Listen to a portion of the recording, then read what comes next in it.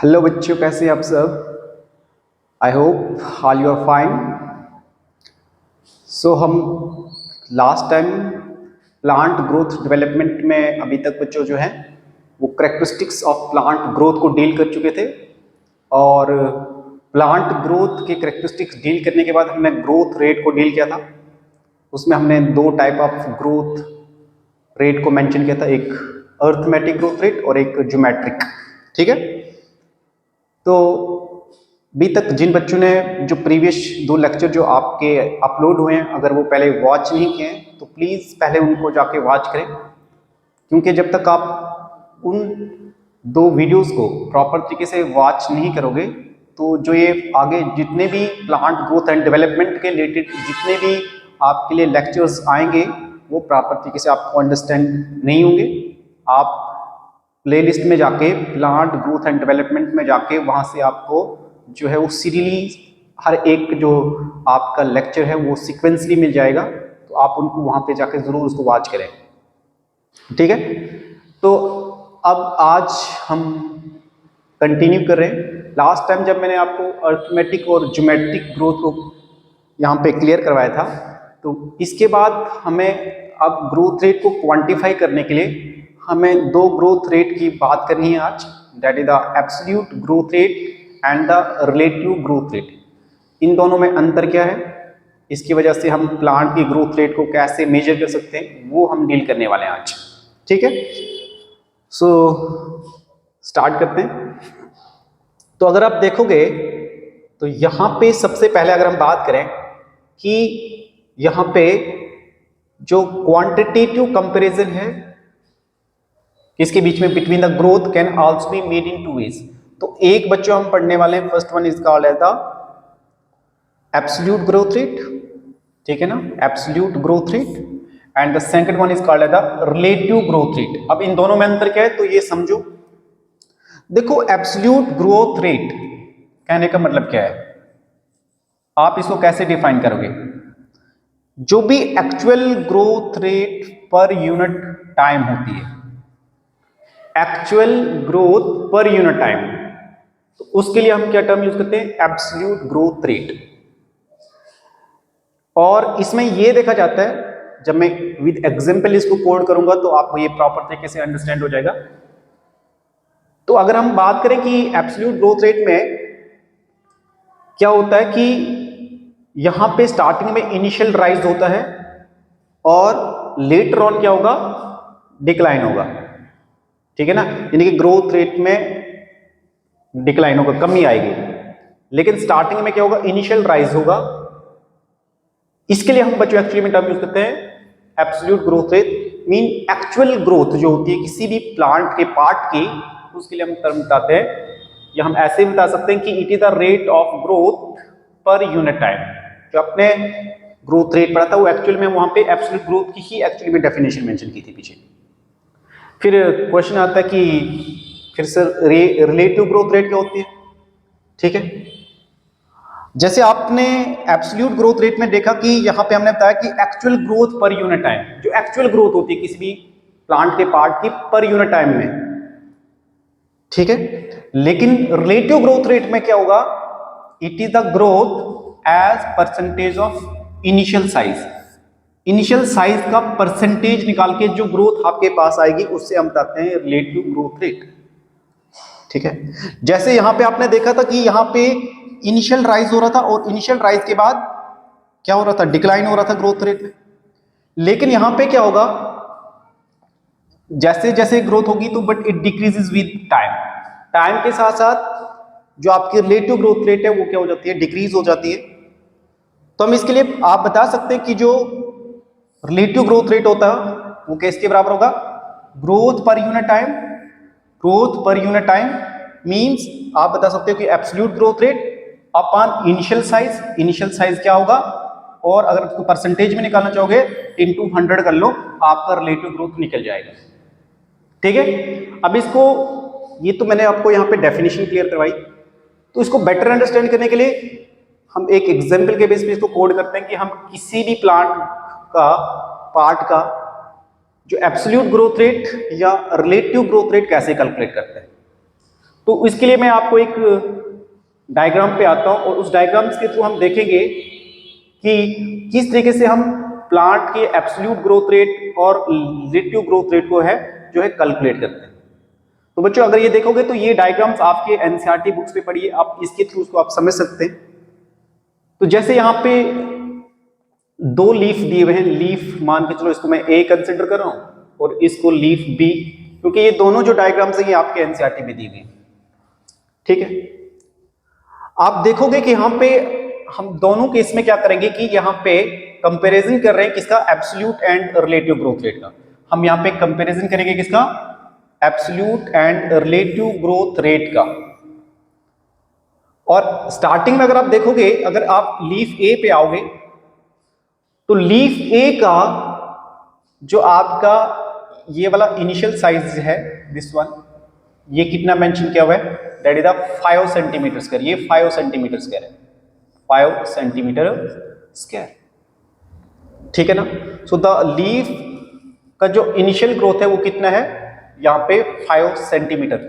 अब जब इसकी ग्रोथ होगी तो कुछ टाइम के बाद हमें देखा कि यहाँ पे देख रहे हैं कि ये मान के चलो इसको मैं ए बता रहा हूं और ए से लेकर मान के चलो, क्योंकि इसकी इतनी ग्रोथ हुई तो मैं इसको मान के चलो ए डैश बता रहा हूं। तो अगर स्टार्टिंग में 5 सेंटीमीटर था, अब इसकी जो ग्रोथ रेट होगी वो कितनी होगी, 10 सेंटीमीटर स्क्वायर।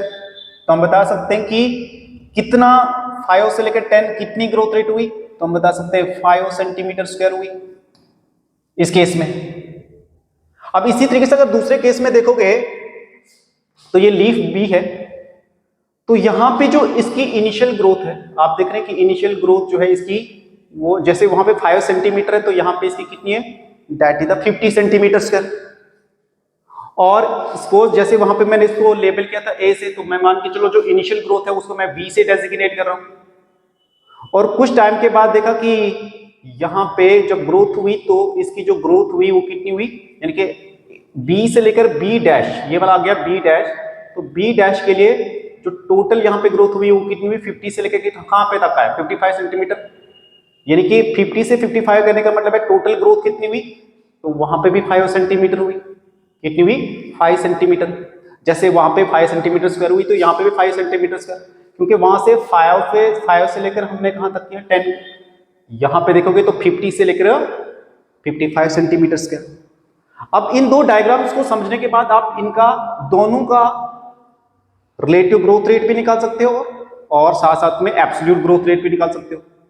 तो एक्चुअल में देखोगे तो यहां पे एक्चुअल ग्रोथ रेट क्या है, तो एक्चुअल ग्रोथ रेट बच्चों यहां पे क्या है, अगर 5 सेंटीमीटर से 10 सेंटीमीटर अगर ग्रो किया तो कितना ग्रो किया, 5 सेंटीमीटर। तो भाई ये हुआ इसका actual growth rate, actual growth rate, या इसको बताओगे एब्सोल्यूट ग्रोथ रेट, ये इसका एब्सोल्यूट ग्रोथ रेट होगा।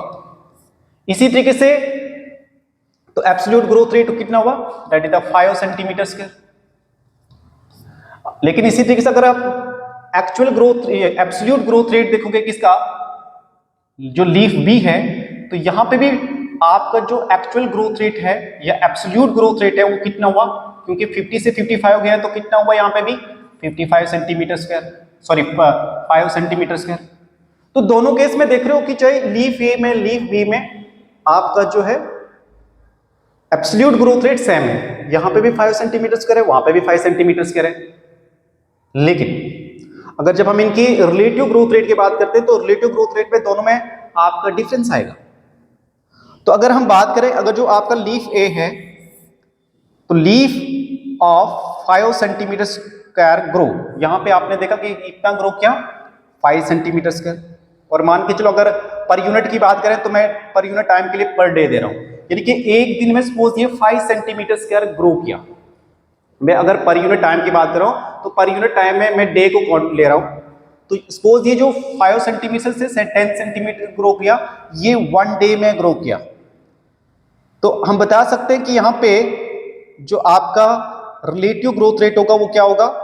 तो रिलेटिव ग्रोथ रेट के लिए मैंने अभी फॉर्मूला क्या बताया था कि आप क्या करोगे, आप पहले एब्सोल्यूट ग्रोथ रेट लोगे, एब्सोल्यूट ग्रोथ रेट अपन जो इनिशियल साइज होगा, अपन इनिशियल साइज इनटू क्या करोगे 100 करोगे। तो अगर आप देखोगे कि यहाँ पे जो एब्सोल्यूट ग्रोथ रेट था वो कितना था, वो 5 था। तो मैं इसको ऐसे कर सकता हूँ कि 5 और इनिशियल ग्रोथ कितनी है, स्टार्टिंग वाली ग्रोथ 5 सेंटीमीटर, तो 5/5 इंटू क्या करोगे, 100 करोगे। तो जब इसको आप कैलकुलेट करोगे तो आपके पास जो आपका क्या रिलेटिव ग्रोथ, मैं क्योंकि यहां पे रिलेटिव ग्रोथ रेट की बात कर रहा हूं, तो रिलेटिव ग्रोथ इक्वल टू किसके आगे जाएगा, दैट इज द 100%। ठीक है, तो आप देखेंगे कि यहां पे रिलेटिव ग्रोथ रेट जो है वो 100% है इन केस ऑफ लीफ ए के केस में। लेकिन जब मैं लीफ बी की बात कर रहा हूं तो यहां पे देखेंगे कि जो रिलेटिव ग्रोथ रेट होगी वो क्या होगी। देखो दोनों का एक्चुअल में क्या है, अगर दोनों को देखोगे तो जो आपका एब्सोल्यूट ग्रोथ रेट है वो सेम है, इसका भी आपका 5 सेंटीमीटर स्क्वायर है, इसका भी 5 सेंटीमीटर स्क्वायर है। लेकिन यहां पे जब हमने रिलेटिव ग्रोथ रेट को देखा तो यहां पे जो relative growth rate in case of percentage में हमने कैलकुलेट किया तो आपके पास देखा कि जो लीफ फर्स्ट है इसमें आपका जो टोटल ग्रोथ रेट आ गया, सॉरी रिलेटिव ग्रोथ रेट वो कितना आ गया, 100% आया यहाँ पे। लेकिन जब मैं यहाँ पे लीफ बी की बात करूंगा तो लीफ बी में आपका जो इनिशियल साइज था, देखो इनिशियल साइज भी जैसे यहाँ पे इनिशियल कितना था 5 सेंटीमीटर, तो यहाँ पे कितना है 50 सेंटीमीटर का। ठीक है, तो यहाँ पे अगर रिलेटिव ग्रोथ रेट लगाओगे तो आप वही बता सकते हो कि एक्चुअल ग्रोथ रेट अपॉन, मैं अभी किसकी बात कर रहा हूं, मैं कैलकुलेट करने के लिए, that is the relative growth rate. तो relative growth rate is equal to absolute growth rate upon initial size कितना है, तो यहाँ पे जो इनिशियल साइज है दैट इज द 50 इंटू 100 करोगे तो आपके पास अगर एक्चुअल ग्रोथ रेट कितनी हुई है, तो एक्चुअल ग्रोथ रेट देखोगे तो भाई 50 से लेकर 55 हुई, यानी कि 5 सेंटीमीटर एक्चुअल ग्रोथ रेट हुई। तो हम ये बता सकते हैं कि 5/50 यानी कि initial growth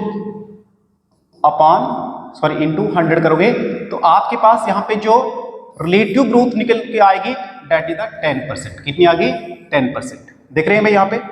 so a leaf of 50 centimetre को grow 5 centimetre square per day, तो 50 सेंटीमीटर स्क्वायर से ये 55 सेंटीमीटर स्क्वायर ग्रो किया, यानी कि 5 सेंटीमीटर को पर डे ग्रो किया। और जब आप इसका रिलेटिव ग्रोथ निकालोगे तो रिलेटिव ग्रोथ रेट का फॉर्मूला क्या होगा, एक्चुअल ग्रोथ रेट। तो एक्चुअल कितनी ग्रोथ हुई 50 से 55, तो हमने देखा कि एक्चुअल ग्रोथ रेट कितनी थी, दैट इज 50 से 55 कितना हो गया 5 सेंटीमीटर स्क्वायर। और इनिशियल साइज कितना था, अपन इनिशियल साइज में आपका 50, आप देखेंगे this one is the initial size, initial size कितनी है 50 सेंटीमीटर स्क्वायर इंटू 100 करोगे तो यहाँ पे आप देख रहे हैं कि आपका जो रिलेटिव ग्रोथ निकल के आया लीफ बी के केस में, तो वो कितना आ गया, दैट इज 10%। देखो दोनों केस में अगर आप देखोगे तो यहां पे भी 5 सेंटीमीटर ही एक्चुअल ग्रोथ हुआ, यहाँ पे जिसको हमने एब्सोल्यूट ग्रोथ रेट बताया, यहाँ पे 5 सेंटीमीटर स्क्वायर है। यहाँ पे भी देखोगे तो एक्चुअल ग्रोथ रेट कितना हुआ, दैट इज 5 सेंटीमीटर स्क्वायर। लेकिन जब हमने रिलेटिव ग्रोथ रेट की बात की, जब इसको हम परसेंटेज में देखेंगे तो यहाँ पे दोनों में, एक में तो अगर लीफ फर्स्ट में क्या होगा कि लीफ फर्स्ट में आपका जो रिलेटिव ग्रोथ रेट है वो 100% आ रहा है, लेकिन इस वाले लीफ के केस में आप देखोगे तो जो आपका रिलेटिव ग्रोथ रेट आ रहा है वो सिर्फ कितना आ रहा है 10%। क्लियर है यहां तक। सो एक्चुअली में ये आपकी बच्चों ये जो डायग्राम है एनसीईआरटी को अच्छे से डील कर लीजिए आप, हो सकता है इससे क्वेश्चन बन सकता है। ठीक है, तो यहां पे हमने देखा कि both leaves A and B have increase their area by 5 centimetre square. दोनों ने अपने एरिया को कितना इंक्रीज किया 5 centimetre square in a given time to produce A1 यानी कि आप बता सकते हैं A' एंड B'। लेकिन जब हमने इनके रिलेटिव ग्रोथ रेट को कैलकुलेट किया तो दोनों में क्या था, अंतर था, दोनों में अंतर था। तो हम बता सकते हैं कि what is the difference between the absolute growth rate and the relative growth rate. तो इसी तरीके से मैंने अभी आप लोगों को यही बताया था, जब आप देखोगे तो दोनों के केस में अब देखो, अगर बात करें, देखो एब्सोल्यूट ग्रोथ रेट में क्या रहा, absolute growth rate it is the rate of growth per unit time, या actual growth per unit time बता सकते हो। और मैंने बताया था कि एब्सोल्यूट ग्रोथ रेट में क्या होगा, it often show initial rise, starting में इनिशियल राइज होगा which is followed by decline, आपने देखा अभी वहां पे। लेकिन रिलेटिव ग्रोथ में क्या हो रहा है, यहाँ पे इट डिक्रीजेस विद टाइम। अगर लीफ ए के केस में देखोगे तो एक्चुअल ग्रोथ रेट दोनों में ही सेम था, लेकिन आपने देखा कि पहले का जो रिलेटिव ग्रोथ रेट आ रहा था वो 100 था, लेकिन बाद में देखा 100% था, लेकिन जब आपने लीफ बी का निकाला तो वहां पे कितना आ गया, सिर्फ आपका 10% आया रिलेटिव ग्रोथ रेट। लीफ ए के केस में कितना आया था 100%, और लीफ बी के केस में जो आपका रिलेटिव ग्रोथ निकल गया था दैट इज द 10%। तो हम बता सकते हैं कि यहाँ पे इट डिक्रीजेज विद टाइम। आप देखो ना कितना डिक्रीज हो रहा है relative growth rate, it decreases with the time. तो आप देखेंगे कि आप इसके लिए ये फॉर्मूला यूज कर सकते हैं, growth per unit time upon initial size. उसको आप इसे 100 से, भाई अगर परसेंटेज में निकालना सकते हैं तो आप इसको क्या कर लीजिए, डिवाइड कर लीजिए 100 से, मल्टीप्लाई करके आपका मल्टीप्लाई कर लो आगे 100 के साथ, तो आपका रिलेटिव ग्रोथ रेट निकल जाएगा। ठीक है, so this one is about the relative growth rate, absolute growth rate. ठीक है ना। तो अब हम बात करेंगे नेक्स्ट में किसके बारे में, दैट इज अबाउट द कौन से ऐसे फैक्टर्स हैं, ठीक है ना।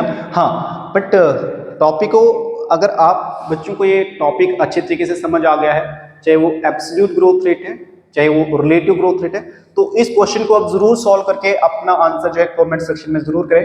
क्वेश्चन को मैं रीड कर रहा हूं, बोले कि a primary root grows from 5 centimetre to 9 centimetre in a week. कि भाई एक प्राइमरी रूट है वो 5 सेंटीमीटर से 19 सेंटीमीटर इन ए वीक में ग्रो कर रहा है, और कैलकुलेट करना है आपको growth rate and relative growth rate, यानी कि आपको कैलकुलेट करना है यहाँ पे एब्सोल्यूट ग्रोथ रेट को एंड साथ साथ में relative growth rate over the period. तो इस क्वेश्चन का आंसर आप जरूर करें। अगर आपको अभी जो मैं टॉपिक यहाँ पे क्लियर करवाया that is the absolute growth rate and the relative growth rate, तो यहाँ पे आपको दिया है कि भाई जो प्राइमरी रूट है वो ग्रो किया कहां से लेकर 5 सेंटीमीटर से 19 सेंटीमीटर इन अ वीक में, इन अ वीक में। और पर यूनिट टाइम के लिए बच्चों आप यूज करेंगे डे, किसको, 1 डे को शो करेंगे। अगर यहाँ पे अगर वीक शो करो तो आप समझ रहे हैं कि मैं क्या करना चाहता हूँ। तो जो पर यूनिट टाइम यूज करें वहां के लिए आप 1 डे को कंसीडर करोगे। ठीक है, तो आपको कैलकुलेट क्या करना है, अगर आपके पास यहाँ पे ये गिवन दिया हुआ है, so you have to calculate the growth rate and the relative growth rate over the period, over the period. तो ये जो क्वेश्चन है इसका आपको आंसर करना है, अपने कमेंट सेक्शन में जरूर इसका आंसर करें अगर आप उनको एब्सोल्यूट ग्रोथ रेट और रिलेटिव ग्रोथ रेट जो है वो प्रॉपर तरीके से अंडरस्टैंड हुआ होगा।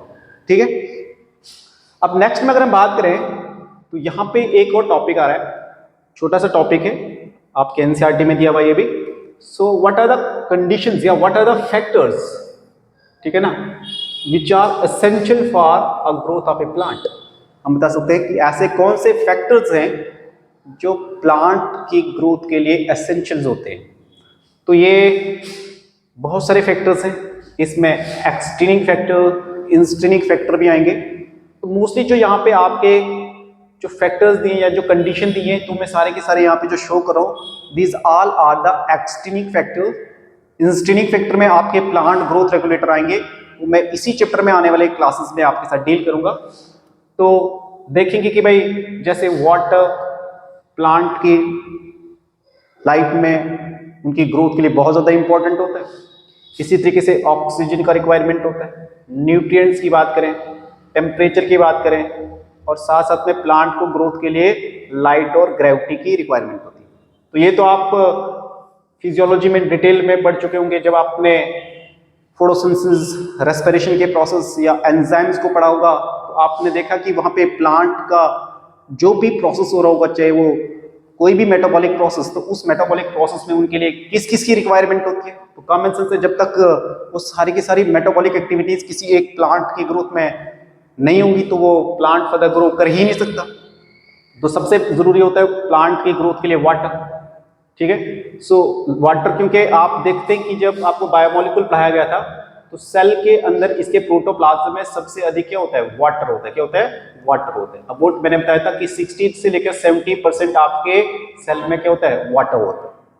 तो हम बता सकते हैं कि ये जो वाटर है this is for the cell enlargement, turgidity of the cells, in case of plant cells की बात करें। ठीक है, और साथ साथ में वाटर प्रोवाइड करता है medium for enzymatic activity, which is needed for the growth, ठीक है ना। तो क्योंकि वाटर जो है एक तो टर्जिडिटी प्रोवाइड करता है, जब आपको सेल वॉल पढ़ाया गया था, इसी तरीके से एंजाइम की एक्टिविटी के लिए वाटर का होना बहुत जरूरी होता है। तो जो पहला फैक्टर आएगा डेट इज द वाटर। दूसरे नंबर पे that is the oxygen. So it help to release metabolic energy.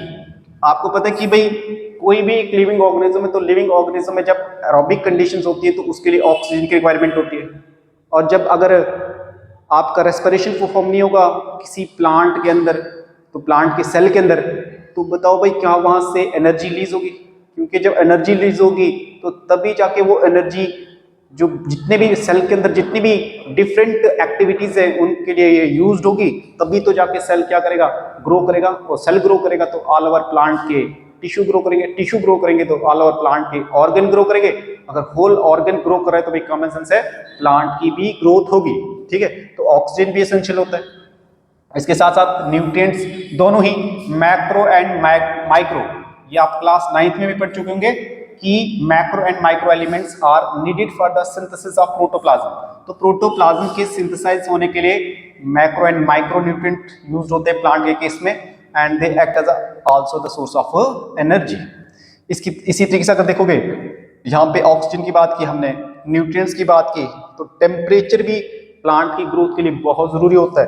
क्योंकि एक ऑप्टिमम टेम्परेचर मीन ऐसा टेम्परेचर जहां पे जो सेल की एक्टिविटीज होंगी वो सबसे अधिक होंगी। तो हम बता सकते हैं कि plants have an optimum temperature at which growth is maximum. So deviation from this range could be detrimental to its survival. देखो एक टेम्परेचर का बहुत ज्यादा इंपॉर्टेंट रोल होता है प्लांट की ग्रोथ के लिए। अगर एक ऑप्टिमम टेम्परेचर होगा, हम बता सकते हैं एक नॉर्मल टेम्परेचर होगा जहां पे प्लांट की ग्रोथ जो है मैक्सिमम होगी, तो टेम्परेचर के बढ़ाने से या टेम्परेचर के कम करने से प्लांट की ग्रोथ पे इफेक्ट पहुंच सकता है। अब क्वेश्चन आता है कि सर टेम्परेचर पे कैसे इफेक्ट पहुंचेगा? तो अगर आपने जब एंजाइम्स को डील किया था तो वहां पे देखा था कि एंजाइम की एक्टिविटी जो है वो एंजाइम की एक्टिविटी एक ऑप्टिमम टेम्परेचर पे थी, क्योंकि सेल के अंदर जितनी भी मेटाबॉलिक एक्टिविटीज हो रही है तो उनके लिए मैक्सिमम केस में आपने क्या देखा, एंजाइम का यूटिलाइजेशन हुआ। तो अगर टेम्परेचर अगर बढ़ जाता है तो टेम्परेचर के कारण क्या होगा, जो एंजाइम है वो डिनेचर हो जाते हैं, क्योंकि एंजाइम किसके बने होते हैं, प्रोटीन्स के बने होते हैं। तो जब वो डिनेचरेशन हो जाएगा तो फर्दर जो है वो सेल के अंदर जो मेटाबॉलिक एक्टिविटीज है वो स्टॉप हो जाएंगी, जिसकी वजह से प्लांट का ग्रोथ पॉसिबल नहीं होगा। इसी तरीके से अगर टेम्परेचर को कम करते हो तो टेम्परेचर कम करने से जो एंजाइम की एक्टिविटी है वो स्लो डाउन हो जाएगी। तो जब एक्टिविटी स्लो डाउन हो जाएगी तो उससे भी जो सेल की एक्टिविटीज है उन पे इफेक्ट पहुंच सकता है। तो इसलिए हम बता सकते हैं कि टेम्परेचर भी एक इंपॉर्टेंट फैक्टर है किसके लिए, for the growth of plant के लिए। ओके, इसके अलावा अगर देखोगे तो लाइट को आप लोग फोटोसिंथेसिस में आपने पढ़ा है, ग्रेविटी बहुत ज्यादा जरूरत होती है, ठीक है ना। So these are the factors which affect the growth in case of plant.